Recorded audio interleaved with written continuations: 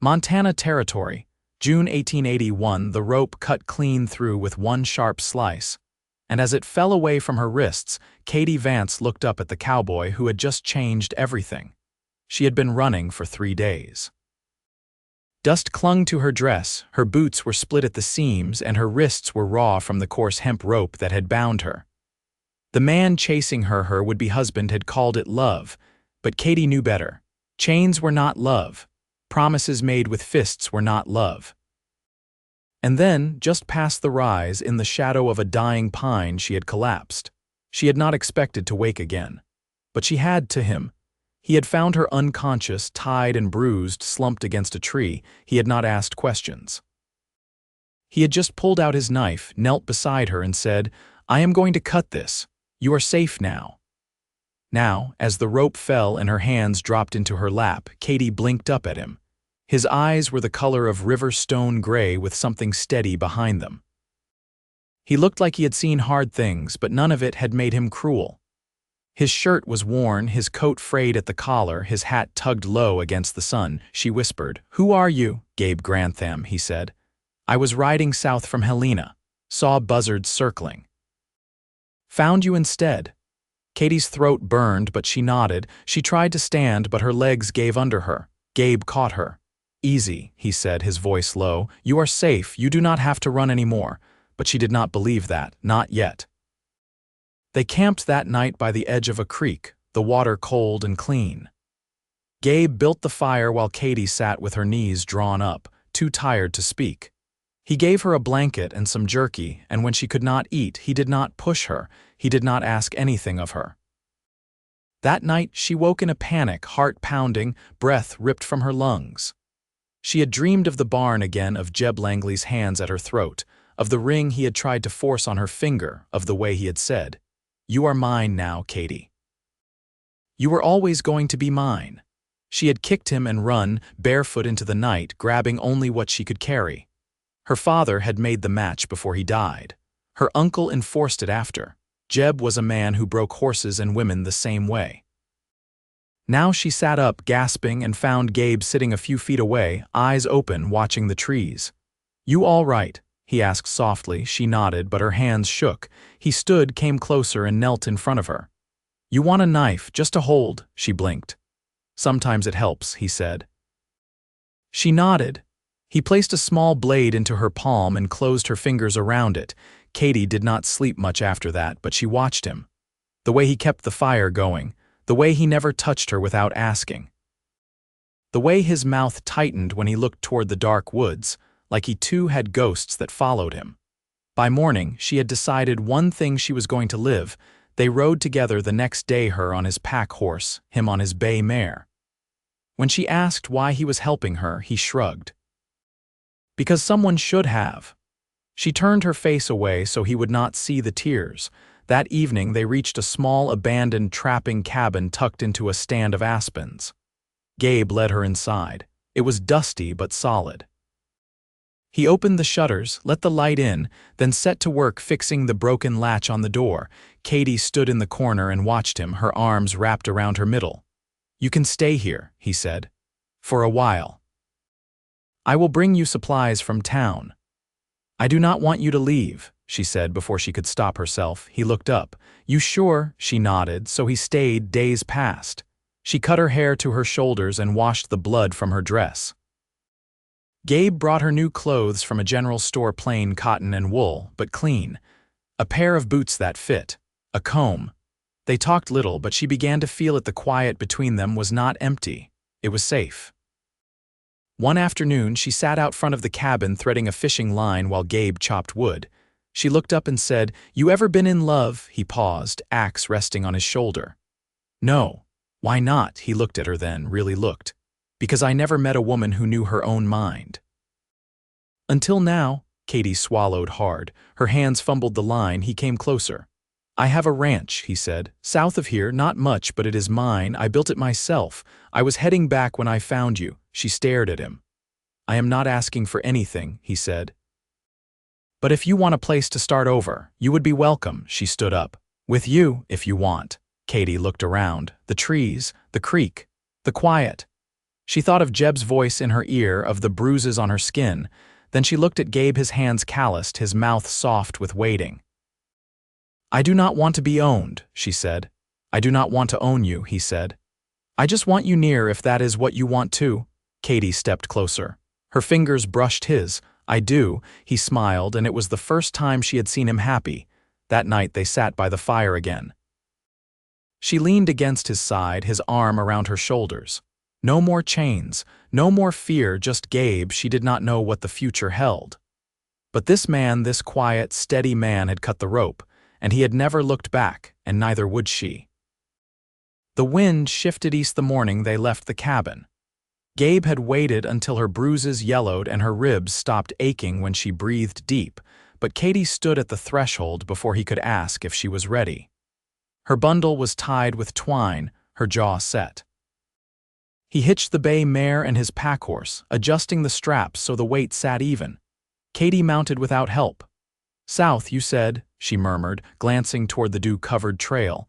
4 days if the weather stays dry," Gabe answered, tightening the saddle cinch. "We'll follow the tree line, keep off the open flats." They rode in silence for a long while, hooves muffled by pine needles and soft earth.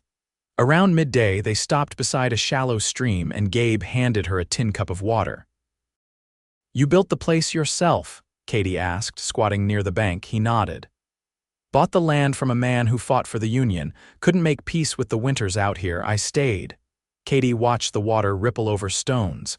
"Did you come from the east, Arkansas, river country?" "Left when I was 16. She didn't ask why. That night, they camped beneath a limestone overhang where the wind couldn't reach. Katie gathered kindling while Gabe stripped bark from a fallen branch for fire starter. She laid down her bedroll a few feet from his but turned toward him when the fire caught. "Jeb's got people," she said quietly. "He won't let this go." Gabe didn't look up from the flame. "Then he'll have to cross me." Katie held her hands to the warmth. "He's got money, men.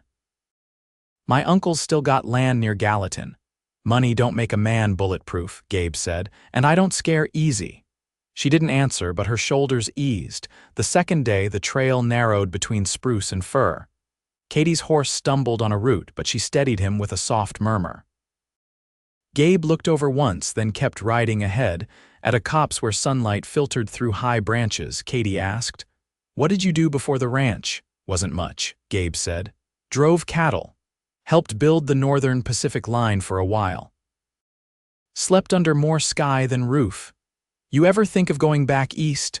"No." She studied the back of his coat, the way the fabric pulled slightly at the shoulders. "Why not?" "Nothing there I want." Late afternoon brought a light rain. Gabe pulled an oilcloth from his pack and handed it to her without a word. They rode until the sky dimmed, then made camp in the lee of a rock outcrop. Gabe set up a tarp between 2 saplings and they ate cornmeal cakes fried over the coals. Katie chewed slowly. "You always this quiet?" "Only when I got nothing worth saying," she glanced at him. "And now?" "I'm still deciding." She grinned before she could help it. That night, she didn't wake in panic. The third day, they crossed a broad valley where elk tracks crisscrossed the soft mud. Gabe pointed out signs in the ground, a crushed fern, a broken twig, without speaking more than necessary. He moved like he'd been part of the landscape a long time. Near dusk, a rider appeared on the far ridge, silhouetted against the sky. Gabe saw him first. He steered his mare behind a stand of juniper and motioned Katie down. The rider paused, scanned the valley, then turned north.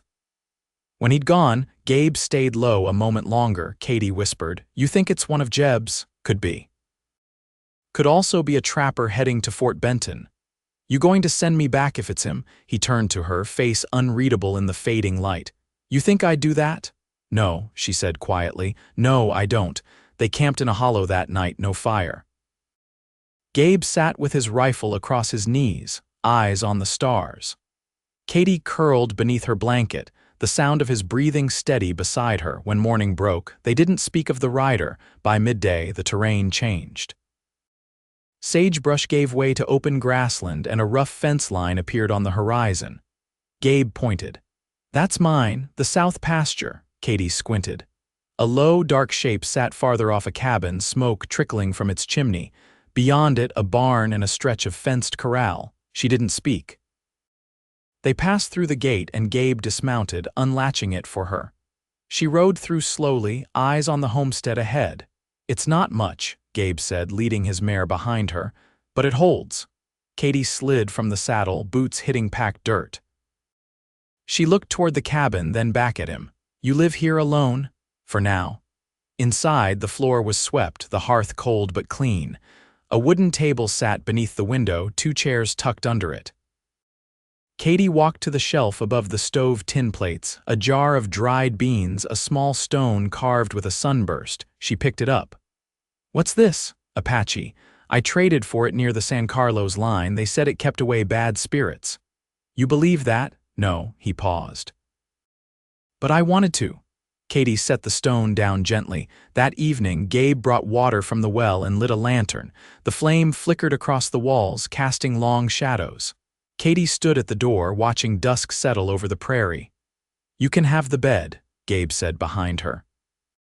"I'll take the floor," she turned. "I didn't say I wanted space," he met her eyes. "I won't take what isn't offered. I'm offering." He stepped closer, slow. "You sure? I'm not afraid of you." He touched her hand, careful. "Then I'll stay." And with the wind rising outside and the stove warming the room, Katie leaned into the quiet she had chosen. Nothing demanded, nothing taken. Just the man who had cut the rope and stayed. The days stretched long and quiet, marked by the steady pulse of work. Katie rose early, learning the rhythm of the place with her hands. She scrubbed the windows until they let in the full breadth of morning, sifted through the hay for eggs where the hens buried them, and stitched patches into the shirts Gabe wore thin from years of use. Gabe never hovered. He'd saddle the mare and ride the boundary lines, returning with dirt on his cuffs and burrs in his trouser legs. When he came back through the door, he'd nod once, tip his hat to the peg, and pour water into the basin without a word. One evening, while he repaired a broken yoke by lantern light, Katie sat across from him at the table, watching his fingers work along the splintered wood. "Did you ever think you'd want more than this?" she asked. He didn't look up. "More how? More than land." "More than quiet." He ran a strip of rawhide through the bore of the crosspiece before answering. "I used to think I needed to keep moving, that I'd feel safer that way. And now," he tied the knot tight, "now I don't feel like running." She rested her chin in her palm. "I used to think safety was a place, somewhere I hadn't found yet. You still think that?" "I'm starting to think it might be a person." A gust of wind knocked against the door just then, scattering ash from the hearth. Gabe stood, checked the latch, then leaned his back to the wall. His eyes found hers. "You want to stay here for good?" "I want to belong somewhere," she hesitated. "I don't think I ever have." "You do now." Katie exhaled, slow and certain. The next week brought a hard frost one morning, the kind that left the trough iced over and the ground stiff. Gabe showed her how to wrap burlap around the root cellar crates and how to stack kindling so it caught faster in the cold. She listened closely, memorizing the way his voice dropped when he was explaining something he'd done 100 times.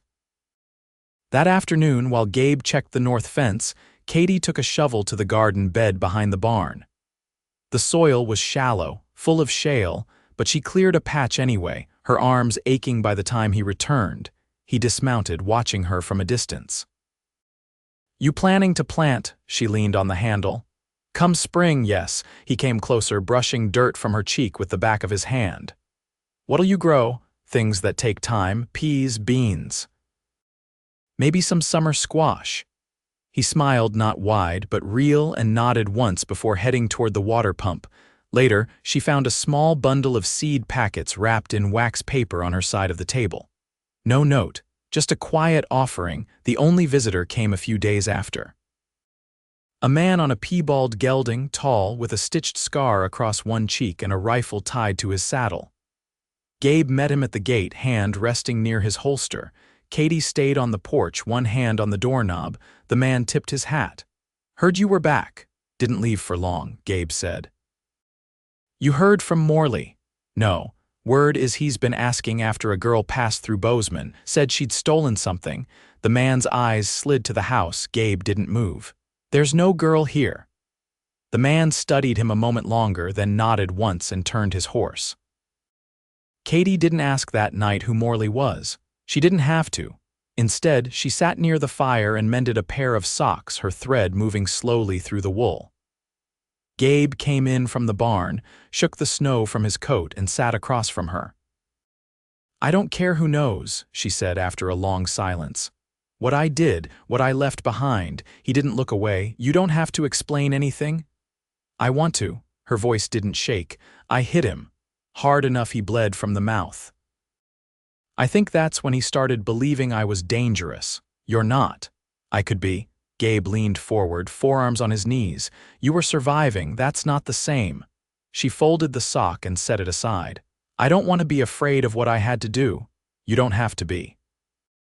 "Not here." Katie reached across the table, her fingers brushing his. He didn't pull away. His hand closed over hers, warm and solid. In the quiet, she felt something shift, not like a door opening, but like a wall giving way to light. She stood, walked around the table, and let him pull her into his arms. There was no urgency to it. Just the feeling of her cheek against his shoulder, his hand on her back, and the fire settling low in the hearth. They stood together for a long time. That night, she didn't dream of running. Spring came slow to the high prairie. Snow thawed in patches, revealing flattened grass and dark, wet earth. The wind carried the scent of thawed pine bark and the faint sweetness of wild onion pushing up near the creek. Gabe cleared fallen branches from the south fence while Katie knelt in the half-turned garden bed behind the barn, her fingernails rimmed with soil. She glanced up when he approached, a coil of fencing wire slung from his shoulder. "You think the squash'll take?" she asked, wiping sweat from her brow with the sleeve of her blouse. He crouched beside her, scanning the rows she'd marked with twine. "If the frost's behind us, they've got a fair chance." Katie sat back on her heels, brushing hair from her face. "I never planted anything before that had a chance to live. You have now." He reached for a stalk of rye grass and twirled it between his fingers. "There's an auction in Red Lodge next week. You come with me, I'll show you how to pick a good mule." She looked over, curious. "You planning to buy one?" Thinking on it. "Might need another set of hooves if we're expanding." Her eyes narrowed slightly. "Expanding?" He met her gaze evenly. "Farm's more than I can work alone. We're making a life here." "It don't hurt to plan for more." Katie's mouth parted slightly, but no answer came. She nodded once and returned to her planting. Gabe said nothing else, but he lingered beside her, plucking weeds from between the rows. The next morning brought rain, steady and cold. Gabe hauled firewood from the shed while Katie stood at the window, watching the ridgeline blur in the gray light. When he came inside, water dripping from his hat, she was already laying bread dough into a pan. "You know how to bake too?" he asked, setting his gloves near the hearth to dry. "I used to watch The Housemaid back in Tennessee, never thought I'd be using it." She glanced down at the dough. "It's not perfect. It will be." He leaned against the doorframe, arms crossed. "You ever think about writing your people, letting them know you're alive?" Katie didn't look up. "I thought about it, then I remembered they never asked." He didn't press further. Instead, he stepped forward and took the pan from her hands, setting it gently beside the stove. "You've been carrying too much since the snow melted," he said. "You don't have to do everything in one day. I'm not trying to prove anything." "I know," he said. "That's why I trust you." She looked at him then, something unguarded in her expression. "You trust me," he nodded, "with my land, with my thoughts." "That's more than I've given anyone." Katie reached for his hand, her fingers resting lightly on the back of his. He didn't move. "I don't want to be afraid of building something," she said quietly. "You're not," Gabe said. "You're doing it, one piece at a time." Later that evening, after supper, Gabe took a wooden box down from the shelf above the hearth. He laid it on the table and opened it slowly. Inside were paper's deeds, a folded map, and a ledger book with names and figures written in tight, careful script. He turned the ledger toward her. It's all here, what we've got, what we owe, what's growing. I want you to know it too. Katie ran her fingers over the ink. You're putting this in my hands. I'm putting it in our hands. She looked up at him, her throat tight. You sure? I don't say things I don't mean. She closed the ledger, her palms pressing against its cover. Then I'll learn every line. The fire burned low behind them and Gabe stood, reaching for her hand. You've already learned the hardest part, he said. What's that? How to stay. They didn't speak as he led her toward the bed. There was no rush in it, no hesitation. It was something slow, like the thaw of spring itself, earned, quiet, necessary. When she woke the next morning, the window was open to a breeze that smelled of wet grass and warmed pine. Gabe was already outside, his silhouette moving through the pasture, checking the fence line. Katie dressed slowly, her feet bare against the wooden floor. She stepped onto the porch, the sun just catching the edge of the horizon, and watched him walk the line he'd walked 100 times before. Only now, he wasn't walking it alone. The mule auction in Red Lodge drew ranchers from every direction, men with sun-cut faces, women with sleeves rolled past the elbow, and children clutching seed sacks and sticky corn cakes. Katie had never ridden into a town like that before, not beside a man who walked at her pace and kept his hand near her back, not because he had to, but because he wanted her near. Gabe tied the mare near the livery, then turned to her. We'll keep to what we came for. Prices'll climb fast. Katie's boots crunched over the dusty road as they moved among the pens. She studied the animals with quiet interest, noting the ones with solid footing and calm eyes. Gabe watched her more than the stock, though he didn't say it aloud. They chose a stout bay mule, broad through the chest and even-tempered. Gabe haggled with a freckled man in a torn vest, and when the deal was made, he handed Katie the lead rope. You think he'll pull straight? She asked, stroking the animal's neck. If he doesn't, you'll teach him how. They walked through the market afterward, past barrels of dried apples and bolts of wool. Katie paused at a booth of hand tools, her fingers brushing the handle of a wood plane. Gabe leaned beside her, arms crossed. You want it? He asked. It's fine. I didn't ask if it was fine. She turned, saw something patient in his expression, and quietly nodded. He paid the vendor without further word and tucked the tool into his saddlebag. They stopped at the feed store last, and while Gabe loaded sacks onto the mule's back, Katie stepped into the shade of the porch. A woman in a faded calico dress stood nearby, a baby on her hip and 2 boys sitting at her feet with hard biscuits in their hands. You passing through? The woman asked, adjusting her shawl. No, Katie said. We've got a place west of here. Yours? Katie hesitated. Ours. The woman smiled, tired but kind. That's good. Not enough women get to say that. Katie watched as Gabe stepped from the store, brushing flour dust from his sleeve. He looked up and caught her eye, and in that moment, without needing to say it, she was certain. She would never have to run again. On the ride home, the sun dipped low and turned the hills gold. Katie leaned her head against Gabe's shoulder as they rode, her fingers tucked into the crook of his arm. Do you miss being alone? She asked softly. No, he said. I was never meant to stay that way. She smiled against the wool of his coat. I think I was waiting for you, long before I knew how to name it. Then it's good we found each other before the years ran us too far apart. When they reached the ranch, Katie led the mule to the pen and set out oats while Gabe unsaddled the mare. They worked side by side, not speaking, the comfort between them needing no words. Weeks passed and the land warmed. The garden sprouted in neat rows, and Katie built a trellis from split willow for the climbing beans. Gabe spent the mornings mending the east field fence and the afternoons fitting a new roof to the smokehouse. One evening, Katie stood on the porch with her hands on her hips, looking out at the barn. Gabe came up behind her, his boots soft on the step. I've been thinking, she said. That's trouble, he teased. She elbowed him gently. I want to build a room onto the back of the house, a place for sewing, and maybe a cradle. He went still beside her. You think we'll need one? I think we might, she said. Soon, Gabe turned her toward him, one hand at her waist. You sure? She nodded, her eyes shining in the last of the light. I'm sure. He kissed her, then not rushed, not uncertain, but with the quiet certainty of a man who had waited for the right life to begin. And now it had. They married in late summer under the cottonwoods beside the creek. No preacher, no crowd. Just them, her hand in his, and words spoken plain and true. She wore a dress she'd made herself, and Gabe tied a ribbon of her hair into the lining of his coat.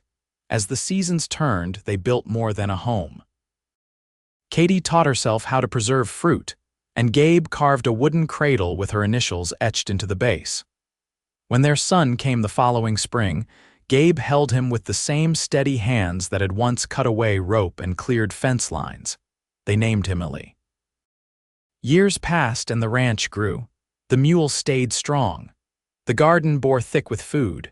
And beneath the cottonwoods, a swing hung from a low branch, worn smooth by the legs of the child who loved it.